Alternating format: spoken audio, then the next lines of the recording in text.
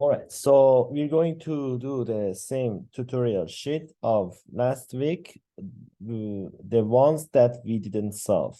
So we're going today to solve today's like highlighted items. So part D, it says that solving this equation, and it is Euler-Cauchy equation, but the roots of the Euler-Cauchy will be complex, which we didn't see like last week. So again, y equal x to the p, we will write these, and we can reach to the characteristic equation as you see here, p squared plus 1. The roots will be p equal to plus minus imaginary number I. So therefore, y will be equal, the independent solutions will be x power x plus minus I. But this x plus minus I can be written as, so I can hit here by log and exponential. They are inverse of each other, so it doesn't affect to the amount of this value here. So then after using the one of the principles of the log, plus minus I from the exponent here, it comes to the like behind of log, so it will be coefficient of log.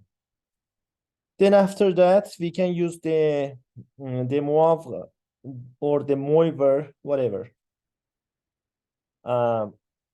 formula, the famous one. E to the I theta is, which is equal to C sub theta, which is cos theta plus I sin theta. So I can write this one here. Cos log x plus minus I sin log x. So you have to write this complex roots situation in your cheat sheet, in case if you face a complex roots when you are solving Euler-Cauchy's equation. So we can decide that y1 will be cos x and y2 sin log x constitutes independent solutions. All right, so before proceeding, again, we can have a bonus explanation.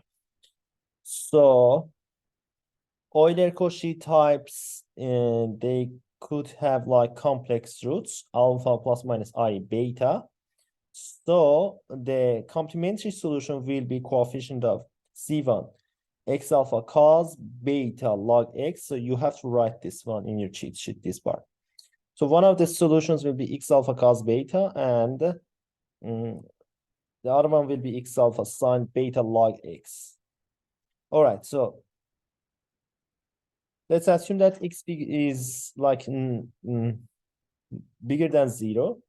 So we can write x to the y as exponential of log xy. As a result, it is equal to exponential of y times log of x. All right. So if we got the complex roots coming from the Euler-Cauchy's equation, then y will be independent solutions, x power alpha plus I minus I beta. We don't like this because it's got an imaginary number. We, as much as possible, we would like to have a real things. So x to the alpha, we won't touch it. X to the I beta, we will touch it. So for this, with the same reason here, I can write this one exponential of plus minus I beta log x, and using the Moivre formula, I can write C sub beta log x cos sin I. Still, we don't like this because it's got I, imaginary number. So therefore, now from here, y1 is x alpha, this guy cos beta plus x alpha I sin. The other independent solution is the negative one. All right, so now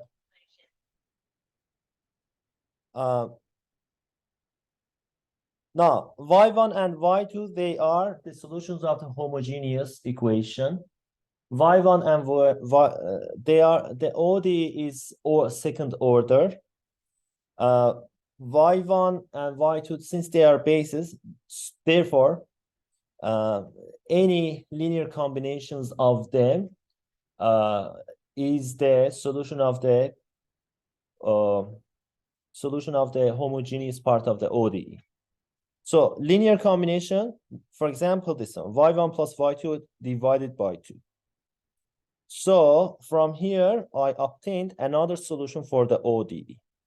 And also I can get this one, y1 minus y2 divided by 2i equal to this one. The solutions of the homogeneous part, actually differential equation, is a vector space. What is the dimension of the vector space? It's up to the order of the ODE.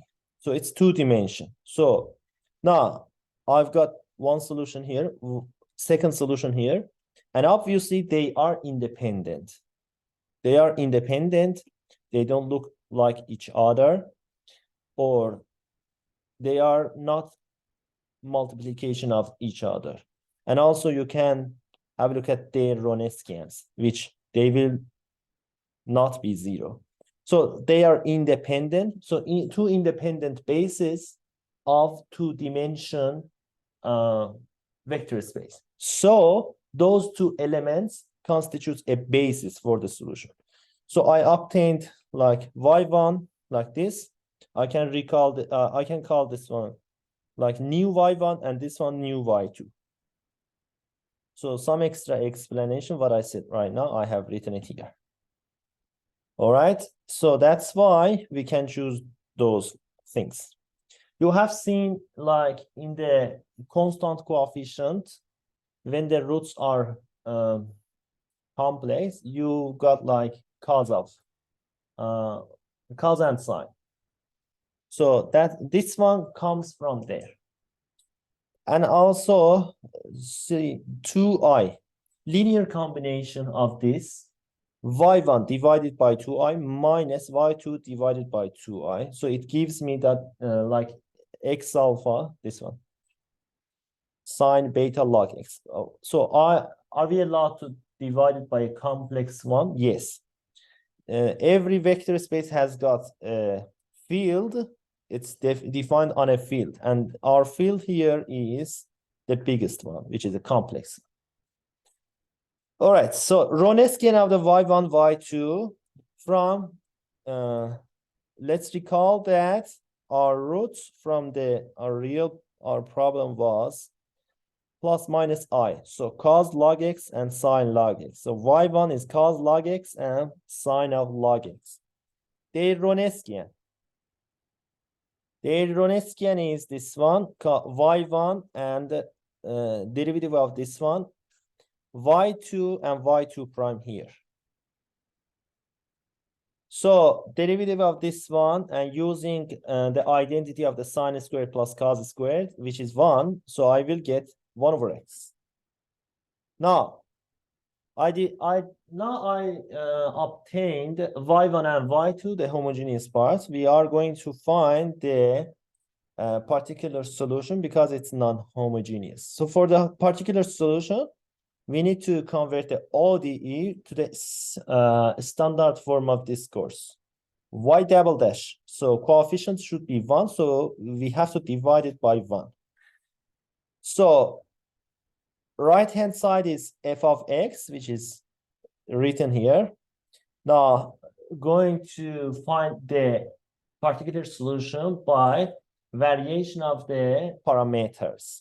U1 prime, you will write this in your cheat sheet. Minus y2 f of x dot equal to divided by w. So minus sine log x, second is 1 over cos. So sine divided by cos, together it will be 10.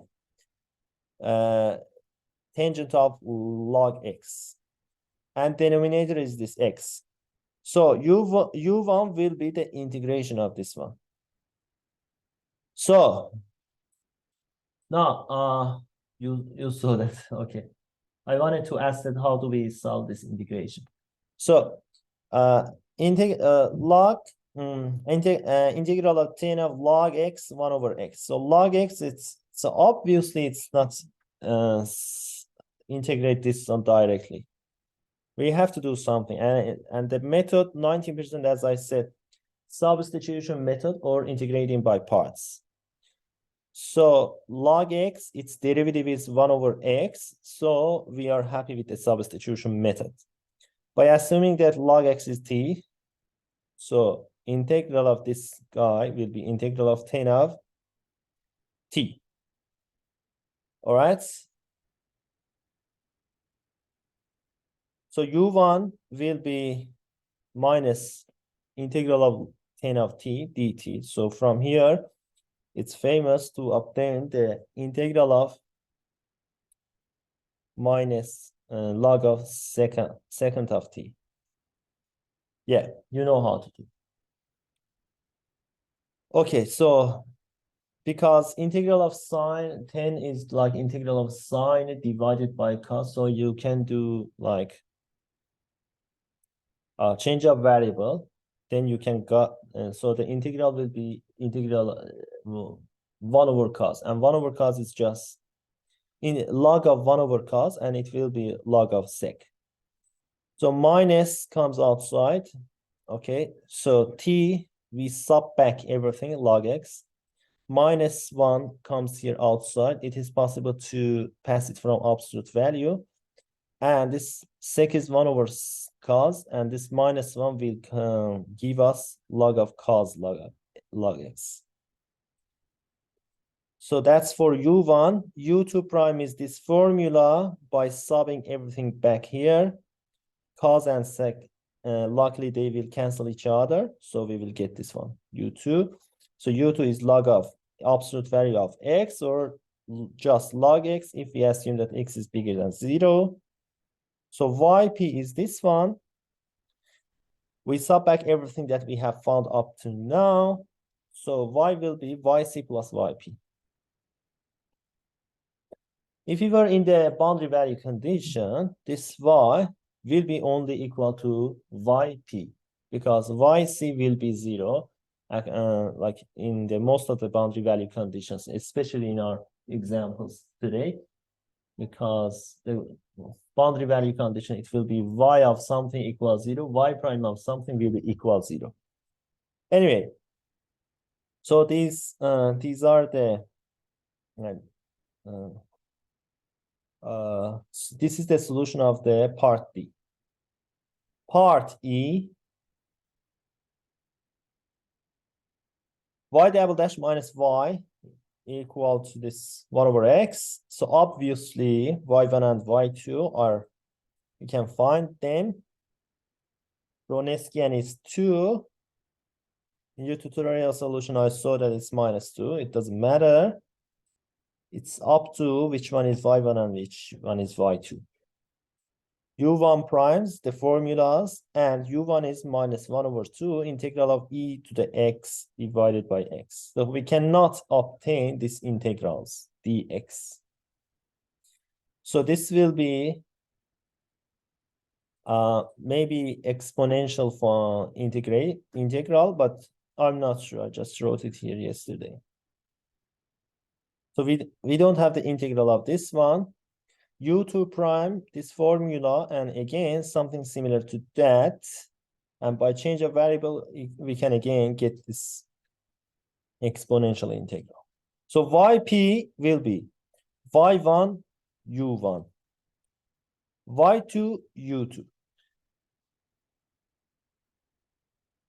So last year in mid-semester, question 1, part A, it has got it was Bernoulli function, a Bernoulli ODE.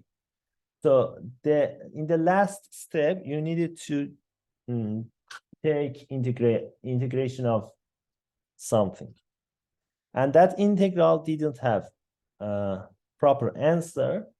So students, they needed to leave the answer like in the integral form. So it was like this integral. Students, they faced this x squared minus x. So we don't have the integral of this one. So x squared dx, we don't have indefinite integral for this one, indefinite. So maybe 0 to infinity, we know that the answer is third of pi. But we don't know the indefinite version. And also, since we don't know integral of exponential of x squared, so therefore we don't know this one as well. So anyway, so I might say to James that not to have ODEs, that the answer is not like proper answer. I don't want to see integral answers. All right, so y is like this, part is done. Question 2 again, part 2b. Euler. Again, this one, change of variable, y prime, y double dash. So, you know, this one, so at the end, I know that it should be p squared minus 6p. All right. So it's here, p squared minus 6p plus 8. So the answer is p equal to or p equal 4. So yc is this one. And y1 is this one, y2 is this one. So, you know, now for the obtaining non-homogeneous parts, we can divide everything by x squared because we want the coefficient to be 1, or coefficient of y double dash. So y double dash is this one, yp is this one, u1 prime, u2 prime. Brownian is obtainable easily. u1 prime is equal to, I sub back here, okay, x squared, fx is x to the 4, 8x4, and this. So u1 prime, so I obtain this one, u1 is this one, u2 prime, y1 f of x, y1 x squared,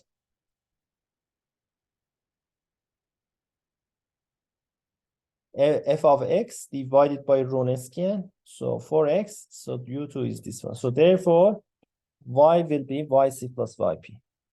All right, so this one, and you can obtain C1 and C2 by applying the initial condition. All right. So if I apply that C1, C2, I will get two spontaneous equations. So you can use any method, including Cramer's rule, to obtain C1 and C2. Okay, you will see my handwritings later. Question 3, important one. So we solved the part A and part B. Last week for part A and part C, we solved them. I said one, so you see that part A and part C doesn't have X, but part B, it does have X. So y prime is equal P, so y prime has been exponented. So the trick is to use the change of the variable y prime to be equal P. So y double dash is dp over dx. You remember that last week we did like y double dash was p times dp over dy. So it means we didn't stop here.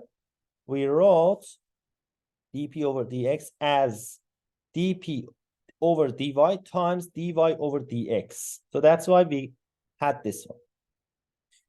Now, this time, y double dash dp over dx is enough because x is here.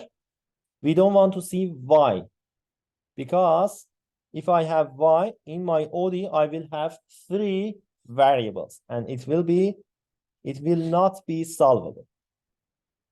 So the original ODE, x squared times y double dash, which is this one, plus y prime squared, which is this one, p squared. So this one, this ODE is separable, minus dp over p squared. We have this one equal to, again, No. So from the rest of the parts is like rearranging. Okay, so 1 over p equal to minus 1 over x plus c. P equal to be inverse of the right hand side, and p was dy over dx. So I would like to rearrange this one. So here, rearranging this one, factorizing c in the denominator, you can see it here. So y prime will be equal to this one. And this x, I can write it as x minus 1 over c plus 1 over c. Because I would like to cancel these two together. So 1 over c times 1. So 1 over c times 1 over c divided by x minus 1 over c. Do you have the question? No question? So what we want to do now, the y prime is equal to this guy, and I can integrate it. So if I integrate it, it will be y integral of 1 over c dx plus integral of this second one. So this will be 1 over c times x plus 1 over c squared is this one, which is familiar. Log of x minus c1. c1. In the tutorial solution, it might be different, but it's the same. Or generally, it's the same. And I have, for this one integral, I didn't put any constant because at first intrinsically it's like one integral. So c1 is enough for these two. Or you can assume that c1 is like c2 plus c3. Anyway, so what's important is from here, I didn't resign up. You see, I obtained this one, then from here to here, just patiently, I wrote the details, okay? It's the key part doing in your mid-semester, okay? Do at least questions. If you don't have time, you will have definitely sufficient time, but do at least some questions with higher quality. Now, if I were using like y double dash by, if I would use this one p dp over dy, so it was like x squared p dp dy plus p squared. So you see that p, y, x, 3 variables, so I cannot proceed anymore. Okay. So we should really have, shouldn't have y here. All right. So no question about this. Yeah. Okay. Question 4. Let's remember that what was the Green's function in there. The Green's function was like yp of x. So it was the general formula, initial condition A. By the way, we have in ODE, we have several different Green's function according to the condition, like IVP, BVP, it's different. Anyway, so GXT, this Green's function is this one. It is like this. If it is BVP, it will be different. W is the Wronskian. So W should be in terms of T. So R squared plus this one. So R plus 1 squared plus 1. So you don't have problem with what I did here. R plus 1 is plus minus I. So this one. So YC is this guy. Again, cos and sine. Complex roots. So we've got like cos and sine. So Wronskian of these two independent solution. So this guy here. So from here, equal to like, we should be careful, okay? So this guy times this guy, original diagonal, and the multiplication of the off diagonals. So the first and the third one can cancel each other, and we can use cos squared and sine squared identity, which is 1, to get exponential of minus 2x. So GXT is this guy. and this guy. So see, I like to have like simplified and as much as possible more beautiful answers. So YP is this guy. G of xt, which is this, times right-hand side in terms of t. And A is the initial condition. All right. So let's do question 6. We did question 5. This is the last question. We did question 5 already. All right. So y double dash equal x. So we've got the initial conditions. Lecture 2 and lecture 3 of week 4. We have the 3 examples of the BVP. Solving BVP is not easy. As James also mentioned in the lecture, in the second lecture of the week 4. Now, you've got 2 examples there and 1 example in the third lecture of the week 4. Okay, YP, U1, Y1, U2, Y2, change of the variables, variation of the parameters method. So which results like Green's method for finding non-homogeneous part. So homogeneous part y double dash equals 0. So r squared will be equal 0. So r equals 0. So complementary solution is C1 plus C2x. All right. Okay. Now we need to find y1 and y2. It's not like. So y1 is 1, y2 is x. It's not like that. And also you need to know that when we have C1 and x, yeah, actually it's r equals 0. So you might say that, okay, both of the root is just 1 and 1, but the solutions should be independent of each other. Okay, so that's why we multiply the second one by x. Actually, we multiply by a polynomial of degree 1. So a polynomial of degree 1 is can be x or x minus 1, x minus 2. Okay.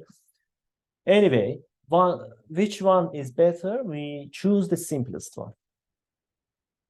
Now, so for but in boundary value condition, we don't need to look for everything that's satisfied in there. It must satisfy in the boundary conditions. How do we find that? By like using, how to say, like inverse engineering, maybe. So we can obtain y1 and y2 by yc. So what's the initial boundary value condition? One of them is y prime c must be 0. So have a look at this one. Y prime of 0, it should be equal 0. This is the main difference of the BVP compared to the IVP and other ODEs. So y prime of c is of 0 should be 0. So C2 will be 0. So this will be 0. So one of the y's is just have the C1. C1 is my solution. But I can choose any multiplication of C1. And I choose it, y1 to be equal 1. So y1, this y1 equal 1, satisfies in my first boundary value condition. So we want to find y2. So yc of 1 is equal yc of 1, c1 plus c2 times 1 here. Okay. So that's why I have written c1 plus c2, c1 equal minus c2. Okay. Should I use c1 equal 1 for this? No, you don't have to. Okay. So I will choose c1 equal minus 1, c2 will be its negative sign, positive 1. So y2x will be x minus 1. So rather than just x, my y2x is x minus 1. But it is still a polynomial of degree 1. Now, obviously, y1 and y2, they are independent and they satisfy our boundary conditions. Now, Wronskian, y1, y1 prime, y2, y2 prime, 1. And that's kind to us. Now, Green's function in BVP. Somehow we will discuss why we have this one. G of xt is y1, and we will split the t two parts. T will be between initial condition and x between x and boundary, the second condition, b. So we've got this one here. Therefore, y1 was 1 times x minus 1 divided by w, which is 1. So x minus 1, and y2 was t minus 1. So that's why we've got this one. Now, if you were in the IVP, ya equal y, then yp was like this. So now now we are going to see why we have this one. Not precisely, more or less, we can get some idea. Yp, if we were in the IVP, so initial condition A, and we had this one. Okay. But now in boundary value condition, so second one is the same thing, y2. And in the second one, y1t, it's satisfied in the first condition, A, 0. In the first expression will be changed slightly. So y2t satisfy B rather than A. So that's why we write B here. But this is not exact proof. So that's why if we combine these, okay, gxt, so if we change b and x, you see, generally in the integrals, if we change the boundaries c and d, the sign of the integral will be changed, minus integral d, from d to c. So if we change b and x here, this minus will be positive. Y1 go inside.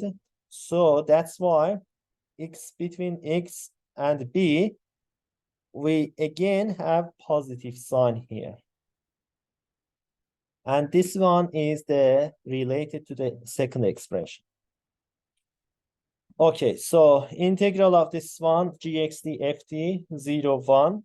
So integral of x minus 1, t dt. So we have to split g, Green's function, as is piecewise function from 0 to 1. So we have to split it from 0 to x to 1. If f is was also piecewise, then we were had to split it again, the integral twice as well. So we had 4 expressions. So because of the g, we have to split the integral from 0 to x to 1. From 0 to x, g will be this one, and from x to 1, g will be this one. So then we just substitute the integrals and we solve the rest. So we got this one, this one, this one. So you don't have problem with this, I'm sure. And x cubed is like smooth function.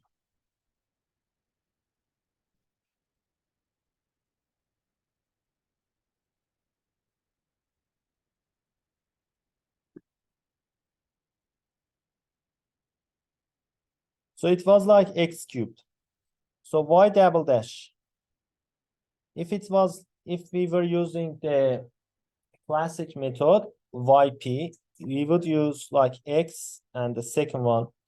So since we had in the here 1 and x, then we have to multiply by x. But we see that here we obtain x cubed. Okay. So we multiply by x, but if we don't get any result, we have to multiply by x squared. So Green's function gives us x cubed instead of like x and x squared.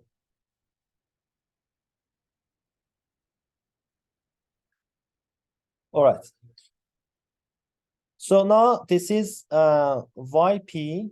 This was yp. So yp, we see that yp satisfying the first condition. Yp of 1 is 0. Yp prime of 0 is this one, 0. Now y will be yc plus yp, c1, this guy, plus yp. So if I use y1, so yp of 1 is 0, so c1 will be 0.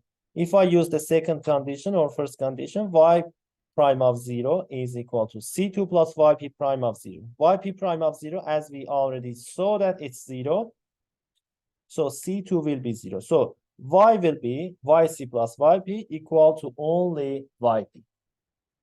This guy. It's smooth. Part B. Do you have question? Y double dash to be equal f of x. Y prime of 0 is 0. Again, the same initial boundary value condition. F has been changed.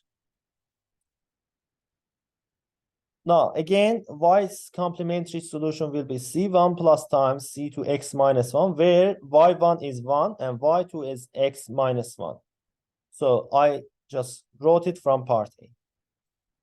Now, the Wronskian is 1 from part A again. So gxt is this guy, is depending only to the independent solutions, again from part A. So f is this guy, yp is integral of this guy. Again, ab is just 0, 1. Now, we have to split this integral because of g to this part, 0x, x to 1. So now x is either in this interval or in this interval. If it's in the first interval, x belongs to this one. So t here is inside between 0 and half. T must be between 0 and x. Therefore, it is between 0 and half. So 0x plus x to half. So this guy, the first integral goes to be second expression. And from the half to 1, we don't touch it. Okay. So this is already, so this guy 0 to x, it's changed. And x is between 0 and half. So 0 and half until half, which x is inside. Done. From half to 1, we can just copy this one. So this guy. So from 0 to x is like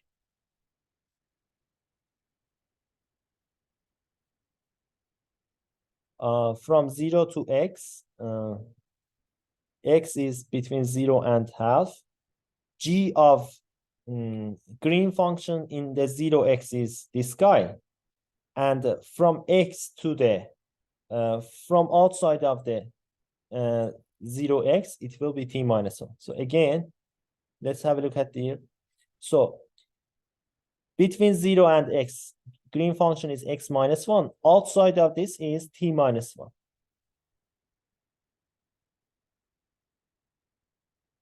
So t minus 1 until half, f has 2t.